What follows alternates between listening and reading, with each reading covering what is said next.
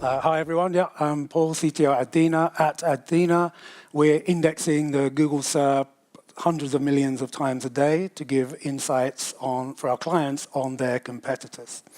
So ever since Gen AI, large language models came out, I've been spending way too much time, weekends, mornings, playing with it and seeing how you can push it to its limits and solving the problems that you get. And so today I'm going to show you some of that, what you can do with it, and hopefully learn how to build some of the tools I will show you.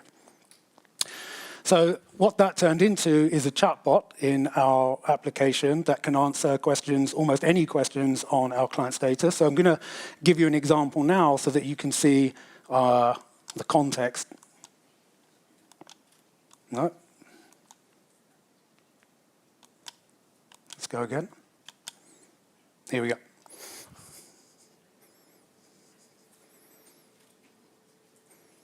It says playing video, but it's not playing. Oh no, it's not on the screen, don't it? Okay. So the first one says, I'm going to go back and start again. All right. Okay.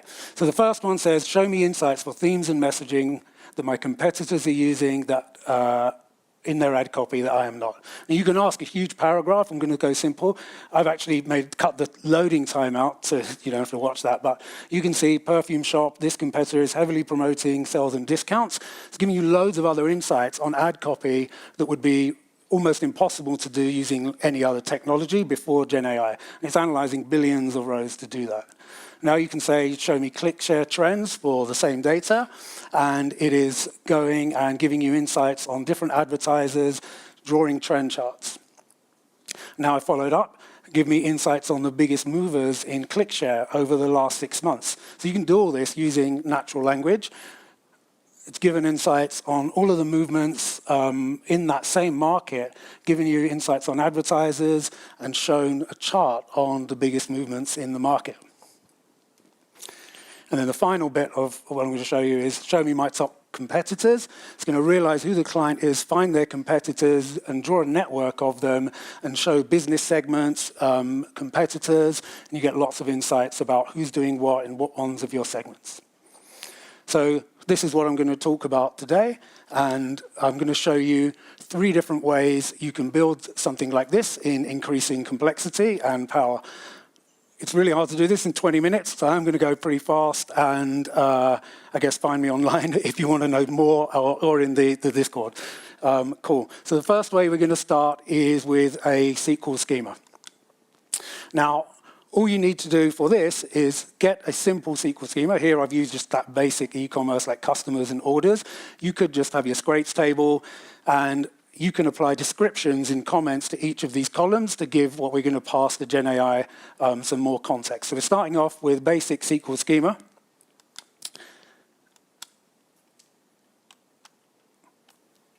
Next, what we're going to do is we're going to generate a prompt so that we can send that schema to the Gen AI with the question that a client may ask. So here we've said, how many orders did I have in August for each product?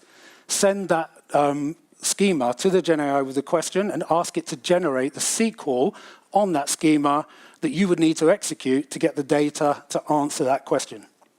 And so I've simplified all the prompts in this. Here is my database schema. Please generate me the SQL for the following question. Given it the question, schema, and we get back. We go and execute the SQL that it gives back, and that's going to give us some data. And so here's some sample data. You could get it back, CSV, JSON. Now you've got the data that you need to answer that question. You're going to create a new prompt, and in that prompt, it's always good to give it a role, so we would call it a business analyst here. You're going to put the data that you just got back from executing the SQL along with some output instructions. One of the advantages of Gen AI is you can say, give me a summary, give me all of these different types of bullet lists, slides, whatever. And then you're going to include the question from the user. So now we've got some context for the Gen AI, a role. We've got the data that we just got back from executing the SQL, and we've got the question. And when we send that through to the Gen AI, it's going to answer and give us the answer to that product. And you can see here in August 2024, it's given a list of products and how much we sold. So that's a really easy way you can get quite a powerful Gen AI chatbot. So there are some cons with that. You've probably got in your head thinking that that's never going to work. I've got too much data. It's too complex like that. So this is powerful and very easy to write.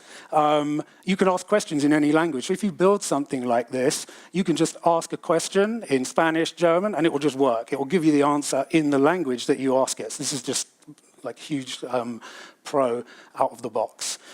Also democratizes data, not only internally, but for your clients, because people don't have to learn how to write SQL or your database columns. They can just ask about data and get it back. The cons of this, the size of the data returned by the SQL may be too large for the large language model when you pass it. Also, may generate incorrect SQL, and then you execute it, get back the wrong data, pass it to the Gen AI, and get back the wrong insights. So, I'm not going to go through this list, but these will be online later. And these are some tips, subjects, bullet points that you can read about to create better prompts. All of these put together will help you create really powerful prompts, because I've not put the full prompts in this presentation. So all of these types of things on this slide will help you build really good prompts. So first of all, I talked about SQL Schema. This next method gives us more power, and it's using a semantic layer. A semantic layer you can use in your business that can combine different data sources. So you might have Redshift, Postgres, Mongo, all these different data sources. And then you might have complex data naming in the columns of your tables.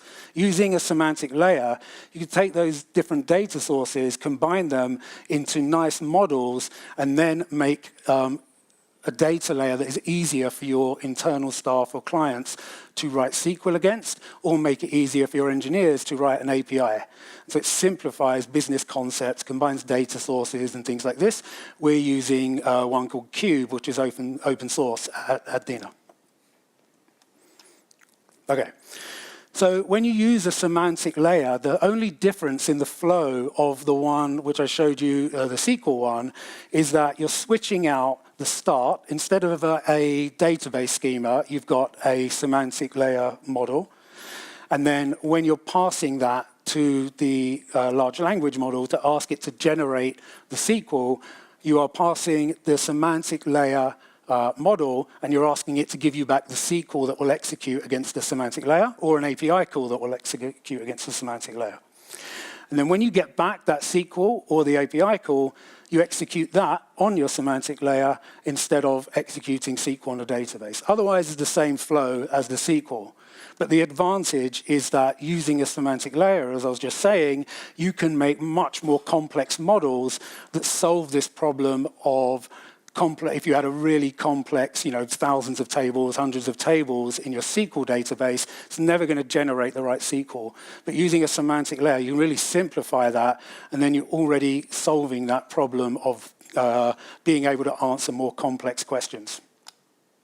And so here's just a quick example. Like, here's a part of a semantic layer model, and you can see we've got rank of clicks, and then it's got some complicated SQL in there.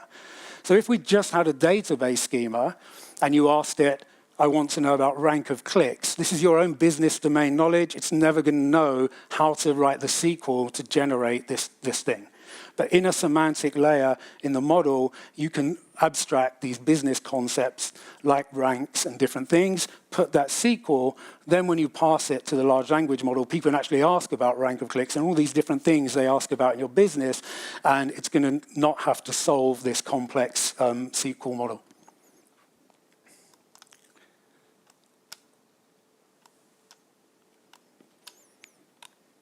Oh. All right.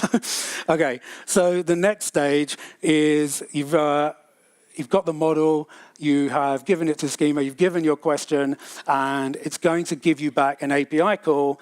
And here's just another example you can see inside this is an API call for Cube, and you can see it's got product name, and it's got the count, and so it's going to be able to answer our question on how many products. Yeah. So this is the example of, instead of executing the SQL, this is the API call we will execute on Cube to get back our results. Otherwise, it is the same flow as the SQL. Okay. So the pros of using a semantic layer is that it allows for more complex queries and aggregation with lower risk than using the SQL model. So you can potentially access more data, more complex data, and more data sources. The cons, again, data size that you get back may be too large to pass for a large language model. You can control it with limits, but then you may lose interesting data. If you just say limit to 1,000 rows, then you don't know if you are losing data that you may need to answer the question that the client has asked. And once again, even though it solves some of the problems of the SQL, it's possible to generate an incorrect API call for the model as well. Okay, so a quick note, because I mentioned tokens and limits. Have used other ones, but two most popular, Gemini and ChatGPT. So at the moment, a token is more like syllables and words, so you're going to end up using more tokens than words. Gemini is currently about 1 million tokens it can handle, and ChatGPT about 128,000. This slide will probably be out of date by the end of the week, so take that with a pinch of salt, but that's the current one. Generally, Gemini maybe is better for long text because it has more tokens, and ChatGPT handles more complex tasks, especially in the new O1, if you've tried that out. So that's the first two examples, pretty easy to use. Now I'm going to show you how the chatbot works that I built at Adthena, which is a multi-agent architecture. Multi-agent architectures are really powerful. What you can do is you can take a big prompt that you would normally have that would only be able to execute on a really powerful model like GPT-4, create a multi-agent architecture, and it's going to outperform a more powerful model just because what you're doing is you're splitting up tasks into agents. And I'm going to show you how that works. One challenge that you'll get, and obviously if you split them up and use them on the powerful model, then you get even more power. One challenge with large language models is if you write a huge prompt, then even though Gemini can take 1 million tokens and ChatGPT can take 128,000, if you write this huge prompt, often what they do is forget what's in the middle. So if you wrote a load and load of tasks, the chances that it's going to execute all of them successfully is very, very low, even though it can handle the tokens. And so this architecture that I'm going to show you is how to solve some of those problems.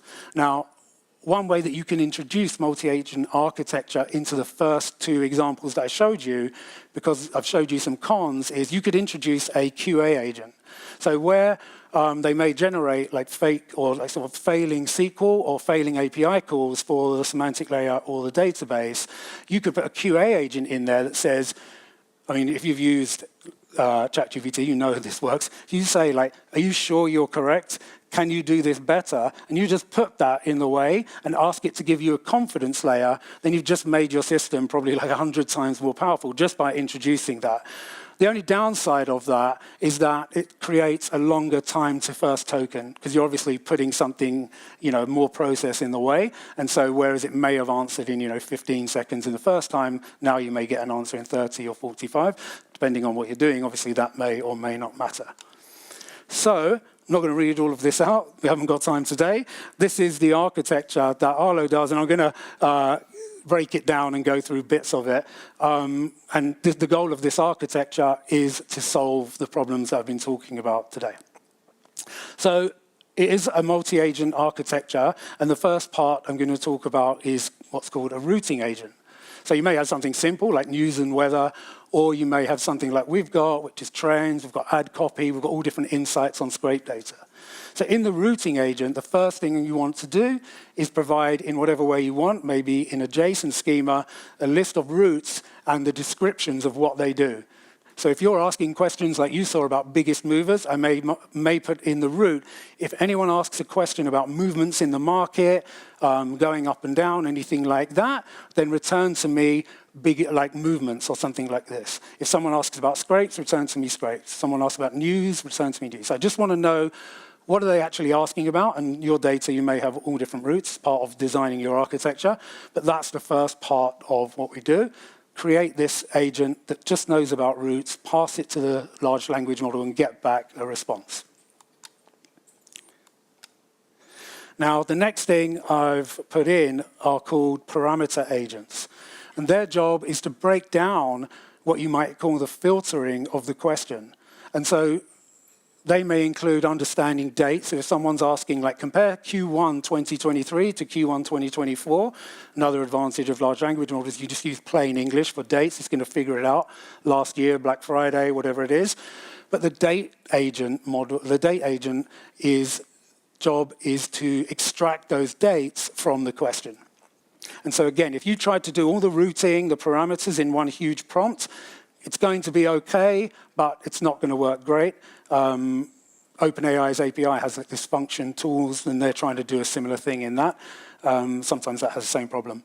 So the date parameter agent's job is to extract dates, and that could be 1 period or 2 periods, whatever you want. You can make it really complex because its only job is to do that. The other advantage of creating these, what I call parameter agents, is that you can put help context in them. So each different parameter agent, so each route can have different parameter agents, and then you would know, hey, if someone asks about trends, you can only have a start and an end date. So if someone says, hey, I want to compare 2021, 2022, 2023, or some other thing, you can put in your date parameter agent. If someone asks this question, give them some help and say, hey, you can only ask about 1 date period in this. This is going to give you huge power into your chatbot. So this is one way I get it to learn, and I can learn from it. By putting these help in, you instantly see users read that, and then I can see that they've learned that and then ask the right question. So by breaking that down into these parameter agents, you not only get the extraction of the correct information, but you're able to offer users help into how to ask better questions. So that's the date parameter agent. We've got a very short amount of time, so I'm going to skip over how it works. So one advantage of breaking these multi-agent architectures down into parameters is that you can then do, if hopefully you all know if you're developers, but you can bring concepts like solid and clean code into your chatbot. Because you've just broken out the date extraction into a parameter agent, you can now write unit tests, put in all of these questions, run them against your date parameter agent, and check that it gives back the right results. One of the problems in writing these type of bots, if you don't create an architecture like this, someone goes in and just adds 1 line to a prompt, the whole thing will break and start answering different questions. So this is a real benefit of this type of architecture. You can start unit testing it. Then you can be confident that you can add more functionality, testing all your agents, your routing, your parameter agents, and you know that when you're adding new stuff, it's going to give you the same results, which is really important. You can add any type of parameter agent that you want. You could identify, in our case, if someone asks about advertisers and tell it if it's a single one, if it's more, do a comma-separated list, so you can use that. You can make them identify business segments, like anything that someone puts in your question, you can create an agent to extract that type of information. Okay? As I said, each route might have different ones. So once we have got the root, and the root, what that does is it's just a function in code. And that might end up calling an API, it might end up calling a database, it could do anything. If it was a weather route, it might go and get weather from BBC News, whatever. So now we have our root, we have our parameters. The job is to get the data that we want to pass back to get insights on. And so we've got our root, we follow that down, we're going to pass all of our parameters to in it, and whatever you do in your business, you're going to know what data do I need to answer the question. So this is already solving that problem of huge data sets. So you're already narrowing it down. So in my business, if it's this root and it's got these parameters, I'll know get this data to get back, and that will probably answer the question that the user has. One other thing, so I call pre and post filtering. Pre-filtering is what we've discussed, so extracting all of the parameters using these parameter agents. A really powerful thing that you can do in Gen AI as well is what I call post filtering. Now, if someone asks about, give me some data on interest rates in your current data set, using old techniques, fuzzy search and things like that, this is really complex to do. But with Gen AI, you can just pass it back the data set, and it knows that interest rates might have APRs and all these different things. So you don't have to design that bit, and as long as you've got the right data, you can just pass that to the Gen AI, and it's going to figure it out. And actually, when I first built this, I didn't even realize some of the things that it could answer, and clients were asking all kinds of questions, which I thought, oh, wow, I didn't realize it would be able to answer that. It is actually quite impressive. And the next thing is token management. So the two other bits that I'm not going to talk about today are how do you get the interesting data? So again, our job is to just get the data as small as we can to stop like hallucinations, stop all of this stuff, make sure we're giving the right data for the question. And so using the architecture that I've already showed you in parameter agents, you can create another agent that knows, is someone asking about something that is more from something else, or they're asking about, show me something where two competitors, two advertisers are advertising. So once you start getting this information, you can do more filtering on your data set, which is quite fun as well, because then you can use some data, like algorithms, to do really fast sorting through millions of rows, because if you did a big for loop, you probably won't get the answer for another 10 minutes or something. So this is another thing. Then you use a similar part of the architecture to do the visualizations. To do the visualizations, if you imagine how BI tools work with dimensions and measures, you can understand those in your data, and that's going to help you produce the visualizations at the end. So that was really fast to talk through what is a complex topic. I hope you did learn something. But we take everything that we've done so far, and we can get a really good big question and dissect it, understand what the topic is, what parameters people are asking, what type of question they're asking, and then we can go and execute on our data. And like here is an example, show me insights on the biggest movers, similar to what I did at the beginning, and you see the result. So fun facts. The user question can contain instructions, so how should the question be answered? So again, like some people, our users asking it to answer like a pirate or different things, and it just works out the box, like you can ask in different language. You can dictate how long it will be. So again, some things I didn't think of when I built it, like someone asked it to generate like slides with an exec summary, and it just came back and gave like a really nice, obviously didn't generate like a PowerPoint, but it generated the content that you would put in the slides. And so you can ask it for exec summaries, you can ask it actually to format in tables, all kinds of things that would take a long time to build if the Gen AI just solves. And then just a short bit about like what we're running. So at the moment, we're getting around 300 plus, sometimes a lot more questions per day. On average, takes about 30 seconds to respond using this architecture, and it's costing us about $500 a month at the moment. If we start to use O1, that may go up a lot. Don't know yet. I think I'm out of time, so there is a bit more, but I'm going to stop there. I hope that was interesting. Thank you very much.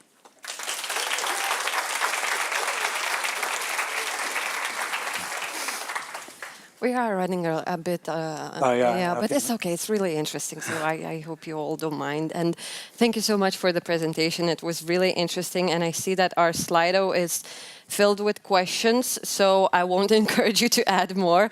I will encourage you to join our Discord server where you can chat with Paul on this further discussion, and we'll answer just a few questions. Yeah, okay. It's okay. Who's going to stop me? So first is, what's most driving the overall response time for your tool, and what's been your top pick for reducing this? So the number one thing that will extend the time is, well, two things, is the size of the data that you're passing to Gen AI and the complexity of the question. So one of the more complex things that people ask is, what is causing like a decline or an incline in trends in our data? And so we actually use this, the engineering team can use it to understand if there's a problem, like sometimes, because you're scraping, there may be blocking, things like that, and we can actually ask it a question, and that's at the search level. So what actual searches are you doing? And then you're passing potentially 10, 20,000 search terms and asking the AI, like, which ones have declined in impressions and things like that. Those are generally the things that take the longest to respond. So the smaller the data and the simpler the question, the faster response. Yeah. Yeah, and on that topic, could the QA agent be trusted to generate reliable answers, or should it be reviewed by an analyst? And if so, how would it ease the job? I'm not sure whether they mean another agent analyst or a real one. I mean, I'm guessing not a real one because that was... We can imagine both situations. Well, if you introduce a human, it kind of then then the whole thing's broken. Loses its point. But, so you can include as many agents as you want, and that's the fun of it, to invent things to check the results. So you can't be in any of this 100% sure. The idea of that architecture that I've shown is that I could introduce more QA agents into my architecture. You could introduce an analyst, and you can give interesting roles to agents and get interesting responses. So it really does work. And that's on that slide that has how to build better prompts. If you read that and introduce those concepts into your agents, you're going to solve most of these problems. Yeah. Okay, and one more last, sorry. A company has not implemented semantic layer yet. Should it be focusing on implementing it first and then apply QA agent, or start applying on existing tables? That's very hard to answer depending on Okay, so this was the last question. Yeah, no, well, it's not hard to answer, but it's hard to answer depending on what data set you've got. I think if you haven't, the way I would say it is if you're doing complex aggregations, then, and you know that you've got to answer questions with complex aggregations, it doesn't cost any time to try the SQL. You don't have to build a chatbot to try any of these. You could take your database schema and a question, pass it into ChatGPT and see if it generates the SQL that would work. And you can introduce a QA agent into that process. So you can test out the SQL one just in ChatGPT without building anything. If you find out that really to get value for your business, it's going to need to combine different data sources, way more tables than you put in your schema, then maybe a semantic layer is worth trying out. Yeah. Okay.